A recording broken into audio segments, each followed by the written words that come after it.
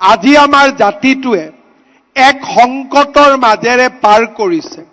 অসমীয়া লোকৰ কৰ্মৰ প্ৰতি অনীহা বুলি এক অপবাদ আমাৰ মূৰৰ ওপৰত জাপি দি একাংশ লোকে আমাৰ পৰা অৰ্থনৈতিক শক্তিসমূহ কাঢ়ি লৈ যাবলৈ প্ৰয়াস আৰু প্ৰচেষ্টা কৰিছে।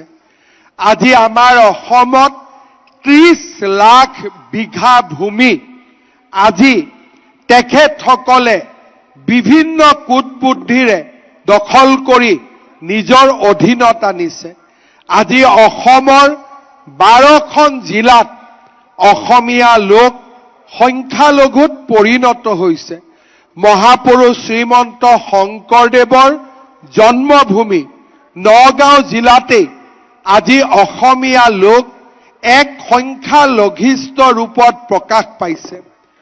জাতীয় জীৱনৰ সন্ধিক্ষণৰ সময়ছোৱাত আমাৰ মাজত এছামে আত্মসমৰ্পণৰ ৰাস্তা বিচাৰি উলিয়াইছে। তেওঁলোকে কৈছে আমি নতুন বৰ অসম গঠন কৰিম। এছামে কৈছে যে অসমীয়াই এই অচিনাকি লোকসকলৰ লগতে থাকি সমন্বয়ৰ সেতু গঢ়িব লাগিব। আৰু এছামে স্পষ্টভাৱে কৈছে যে অসমীয়াই আত্মসমৰ্পণ কৰিব লাগিব। কিন্তু আমি যোৱা 5টা বছৰত 1.5 লাখতকৈও অধিক ভূমি অচিনাকি লোকসকলৰ পৰা কাঢ়ি আনিলো।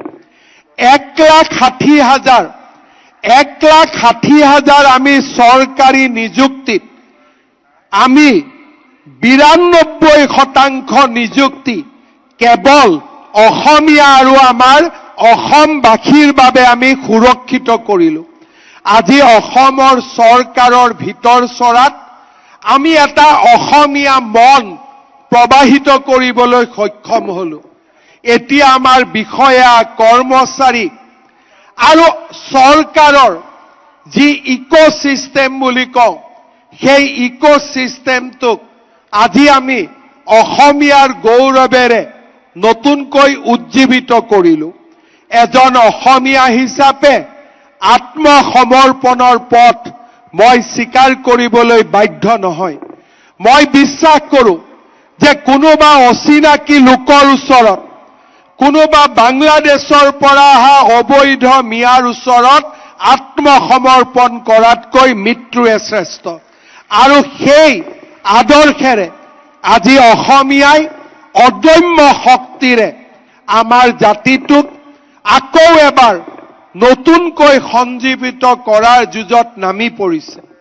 অৰ্থনৈতিক শক্তি আৰু অৰ্থনৈতিক সাহস হৈছে এই যুঁজৰ অন্যতম উপাদান।